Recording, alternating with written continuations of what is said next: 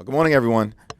Thank you for your presence here today. We had a very robust discussion at the caucus meeting at the growing threat that is presented by the coronavirus. The coronavirus is clearly a national emergency. It requires an all-hands-on-deck approach.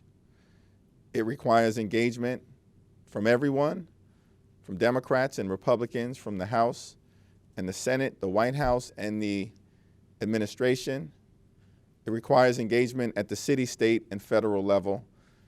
House Democratic Caucus, great leadership from Speaker Pelosi and Steny Hoyer, and our members are committed to making sure that we do everything possible to both contain the virus and then to mitigate it as it emerges in jurisdiction after jurisdiction. We heard from Chairwoman Nita Lowey, and our goal is to make sure that we do not leave Washington this week without an allocation of resources to deal with the coronavirus. It is our expectation that that number would be substantially greater than the amount requested by the administration, and that it will involve new funds, not a reallocation of existing funds. Chairwoman Lowey has been working with her counterpart in the Senate, and it's our hope that we will have a bill on the floor at some point in the next day or two. We also heard from former HHS Secretary Sylvia Burwell with a detailed analysis about the situation that we face, some of the lessons that we as Americans have learned in terms of addressing viruses and outbreaks connected, for instance, to Ebola and Zika in prior years, and how those lessons can be applied in confronting the coronavirus that we face right now. With that, let me yield to our Vice Chair, Katherine Clark. Thank you, Mr. Chairman, and good morning. As the chairman said, the House is working to advance a strong emergency funding supplement package that will fully address the scale and seriousness of this public health crisis. Dr. Fauci will also be coming back before the House Appropriations Committee tomorrow to answer our questions about how we can best make sure that Americans are secure and healthy. But with an outbreak at our doorstep, it's important to recognize the risk that our nation runs when basic necessities like health care and paid family leave are out of reach for so many American families. Just this week, we will be extending to TSA workers the full protections of being federal employees under Title V. This means they would be eligible for paid family leave, but we already have a notice of veto intent from the White House. This same week, the White House is in court attempting again to dismantle the ACA and advocating for their budget proposal that would severely underfund Medicare and Medicaid. So expanding health care quickly becomes, in a crisis like this, not just the humane and right thing to do, but it becomes a question of national security. And we cannot let this be jeopardized. We must continue our work to ensure that basic, affordable care is in reach for families and for workers. And we are very, very glad to have with us today two of our members of Congress who bring tremendous background and their medical expertise to their work every day and who we are relying upon during this time of threat to the health of the American people. So I'm very proud to introduce, to begin, Congresswoman Kim Schreier from Washington State, where we're seeing a real outbreak. And Kim is a pediatrician, and delighted to have her with us today. Thank you. They say that pediatricians are practically infectious disease experts. Good morning, and thank you for your attention to this quickly evolving situation. We are all understandably worried right now. First, before I even start, I just want to extend a big thank you to our public health officials who have been working around the clock, to our first responders who put themselves in danger's way every day, to doctors and nurses and others who are working in the hospitals taking care of ill patients, putting themselves potentially at risk, and also to researchers who are working on vaccines and treatments, including in my home state of Washington at the University of Washington and Kaiser. Second, being from King County, Washington, I want to extend my sympathies to the families of loved ones who have passed from COVID-19. And then third, I wanted to turn my attention to everyone else at this time of uncertainty and worry. We've known from the start that COVID-19 would come to the United States and that it was a matter of when and not a matter of if. And that is why preparations have been ongoing. We know for sure that this disease will spread, especially at the beginning in urban and suburban areas, and it will get worse before it gets better. We all have a role to play, and we need to do our part. There are things that we can do to limit the spread and protect our communities, and these should not be underestimated, even though they're simple. They also should not be dismissed by people who consider themselves low risk because of their age or their health.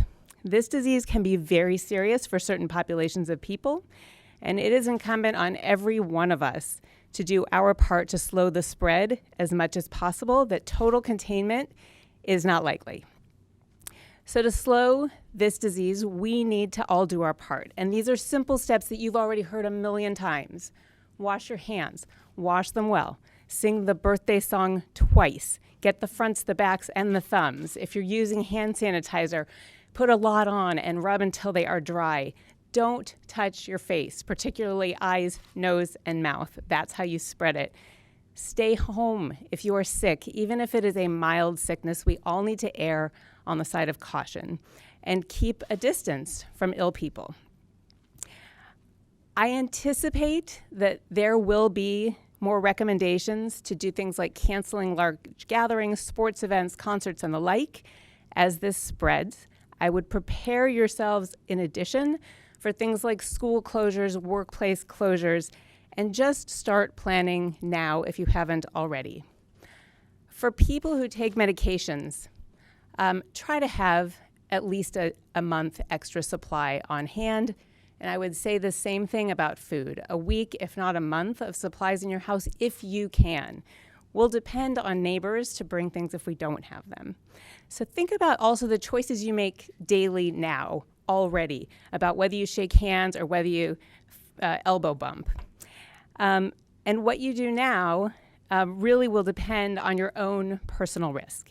If you're elderly or you have underlying medical conditions, you may want to make more changes now. You may want to already avoid large public gatherings, avoid unnecessary travel, and certainly if you're sick, stay home and don't visit loved ones in the hospital. Recommendations will change every day. We know that for sure, so get your health information from trusted sources like the CDC and like your own public health departments. Remain calm, don't panic, and we will get through this together. Thank you. I would like to introduce my colleague and partner in crime, Lauren Underwood, my favorite nurse, only nurse in Congress. Thank you, Lauren. Should be your favorite. My favorite nurse. Thank you. Good morning. It's so great to be here today as a nurse and as a public health expert. When it comes to this coronavirus, the most important thing I want to stress to the public is that now is the time to prepare, not panic. Prior to being elected, I worked as a senior advisor at the U.S. Department of Health and Human Services and the Office of the Assistant Secretary for Preparedness and Response. In that role, I worked on the department's responses to public health emergencies like Ebola and the Zika virus. I remember feeling the weight and gravity of our work, of knowing the American people and the world were looking to us. The threat was grave, but we took it with resolve, with focus, and with coordination. Our communities were left stronger, and we must do that again.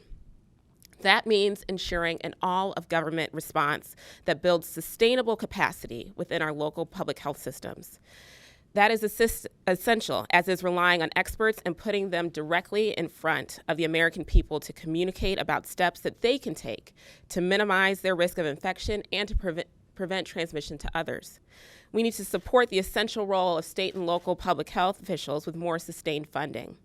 I convened a call with those in my community last Friday to gather information about what they're seeing and hearing and to thank them for their work.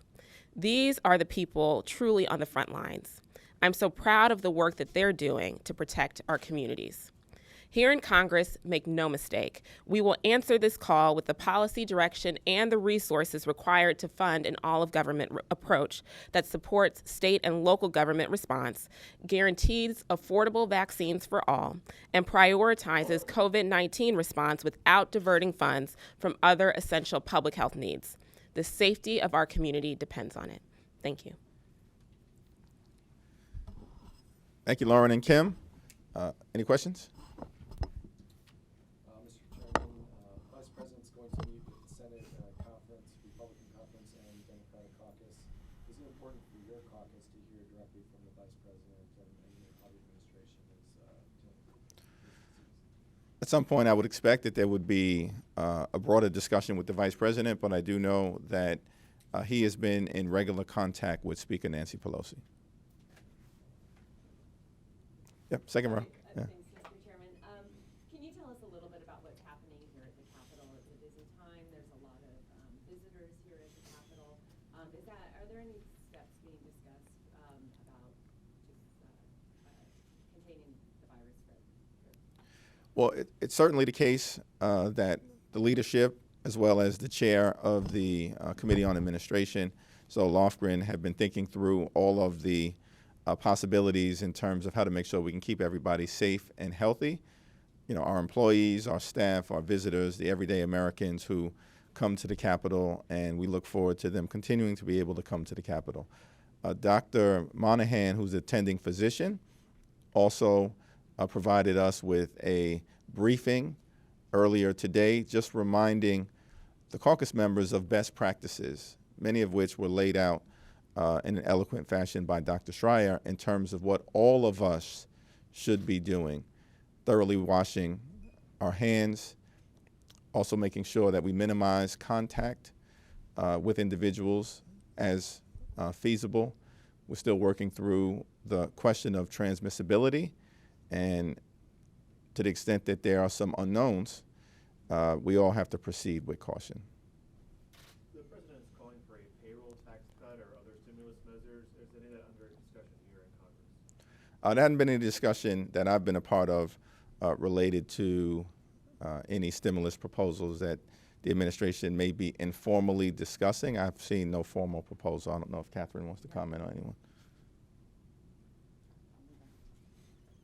One of the issues on supplemental help, I understand, is vaccine affordability. Is that something that has to be addressed in this bill, or because the vaccine might be a year from coming to market, could be addressed in other legislation or the regular appropriations bill? Well, we're going to take a substantial first step, and it's my expectation that the supplemental will be very robust in terms of the amount that is allocated. It will be done in a bipartisan way.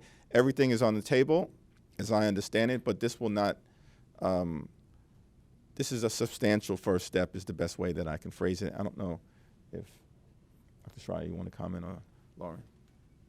I would just say that I think of our current investment as a down payment, and that at this moment, top of mind for all of us is just thinking about public health, getting the vaccines out there, and we will figure out how to get them to people so that cost is simply not an issue. This is about protecting the public. I don't think that we have any one issue at this point that we want to hold up getting this money to our local and state officials as quickly as possible. But the vaccine issue, as we are looking to move as quickly as possible into development, which could mean still a year away, is part of the overall access to health care. And we have grave concerns about people who may go to work ill because they don't have a choice to stay home and be able to pay rent or a mortgage or put food on the table. And we have grave concern that people will not seek the health care they need as we may move from what we are, the phase we're in now, which is really about containment of the virus, to potentially moving to a phase where we are really trying to mitigate and make sure that we are saving lives. We need people to be able to access this health care. We're already seeing surprise billing popping up for families around the country who had the tests done, were required to have tests done, and now we're facing medical bills of thousands of dollars. So this is all part of how we deliver health care and how we see building a public health infrastructure as part of our national security plan. As I discussed with Secretary Azar last week, we cannot do this planning once the crisis is hit. And the one thing we know is that the coronavirus is not going to be the last public health threat to this country. And those investments in quality, affordable, accessible health care are a critical piece of being prepared. The only thing that I would add is we know that the vaccine is one part. The other part is affordable treatment and affordable diagnostic tools. These are a package of things that the American people are going to need in order to be able to move forward through this coronavirus outbreak. And so as part of the appropriations process, it is our expectation that care will remain affordable for the American people, and we're going to continue to negotiate to that end. Thank you. Back row. Sorry, again, it's more for the medical experts. What you were talking about a moment where we might start canceling large-scale events. What would be that? Is there some sort of red line, some sort of tripwire where you, in your medical opinion, would say that's something that we should do, and especially here in this community, the capital itself? I don't know that there's a red line. In fact, I would say that it is a blurry red line. For people who are at high risk, they should just not go now, even without official closures. And I think that we are. Not just Washington State and County. I suspect that we will see this in coastal and large cities first. People can wait to see if there is an outbreak in their communities, but some of the reason that we know we have an outbreak in King County is that we've been testing. And so I would say I don't know the red line, and I would look to our excellent public health officials to know when that red line is. But for people at high risk, you make that decision for yourself right now, and you can choose whether to go to a crowded sporting event or concert or to sit that one out. And frankly, you might want to sit that one out. Other thing that I would add is that the Centers for Disease Control and Prevention is doing daily updates, including new guidance documents for the American people, for local public health experts, and for providers. Just yesterday on March 2nd, they released new guidance called Getting Your Mass Gatherings or Large Community Events Ready for COVID-19. And we're going to continue to urge everyone with questions to take a look at trusted resources like the Centers for Disease Control and Prevention at cdc.gov. There's a balance between normalcy and precaution, and we're going to have to strike that balance, but it should be guided by our public health experts as they monitor the rates of transmission, the testing, and the awareness. But as both Lauren and Kim indicated, if an American is feeling symptomatic, if an American is feeling flu-like conditions, it's very important, obviously, to get the health care and access to affordable, high-quality health care necessary. But we're going to need the American people to conduct themselves in as responsible a way as possible, given all of the uncertainties connected to the virus. Jerry, can you talk about the fate of FISA? It doesn't seem right now that this would be attached to the supplemental that's going through this week, it's just too fast. But what is the path forward for next week, given that that is effectively the deadline for this program? Would the House Democrats be willing to see that lapse? Well, it's not my expectation that it will be attached to any legislation that is moving this week. There are ongoing discussions being led by Chairman Schiff and Chairman Nadler to see if we can get to a point of reauthorization in advance of the March 15th deadline. Should Americans be concerned to travel right now? Well, I mean, I think, again, public health experts are going to have to weigh in and make those decisions. I can yield to our resident public health experts who are here, and we're so thankful for their expertise, their thoughtfulness, their intellect, and their experience, but it's not appropriate for me to weigh in on that point. Well, as you know, the administration has made some changes to the travel advisories. We do urge the American people to heed those recommendations, particularly when it comes to travel abroad, as the American people navigate their own communities and do ongoing work and business, which might include airplane travel, for example. We encourage everyone to get a flu shot, right? Like things that we know are good public health measures that they should be taking in day-to-day life. They absolutely need to be taking during this coronavirus because we wouldn't want people to get, for example, both concurrently. I personally, as a nurse, would not tell people not to travel, but if, as Dr. Schreier mentioned, if folks are at high risk and they know that that they can delay or avoid certain interactions, then we would certainly encourage them to do so. Doctor. I was just going to say that the other thing that makes travel safer is that if you are sick, please don't get on a plane. You know, that keeps everybody safe. And then the usual routines of just washing your hands and doing everything you would do at home is what will keep you safe. But we are depending on everybody to do their part. And if you have a cough, it's not the time to be on a plane. How would you assess the response from the Trump administration thus far? There's already been some calls for top officials to resign based on some of their handling of the virus, and I'm curious what you think of that. Well, I think at this point we have to come together, and as I mentioned, it's an all-hands-on-deck approach, and we've got to find a way to rise to the occasion. That means Congress has to rise to the occasion. Certainly the administration has to rise to the occasion. And as Secretary Burwell mentioned earlier today, a lot of the effort is going to be activity on the ground. And we've got to make sure that our locally based public health professionals have been equipped both with the information and the resources necessary to address the virus. One of the concerns that we have relative to the coronavirus at this particular point in time is the transmissibility of it seems to be of a very different nature than, for instance, Ebola, where it was transmitted through bodily fluids, or Zika, which was transmitted through mosquito bites. But in this particular instance, the coronavirus could be transmitted possibly through surface contact. It could be transmitted through airborne communication, whether that is coughing and sneezing and things of that nature, could be transmitted through shaking hands and human contact. So it's of a very different nature than Ebola and Zika, and that is why everyone needs to rise to the occasion, including the administration. Yeah. Any further questions? One more question. Can you break down where the billions of dollars is going to be going that you're requesting?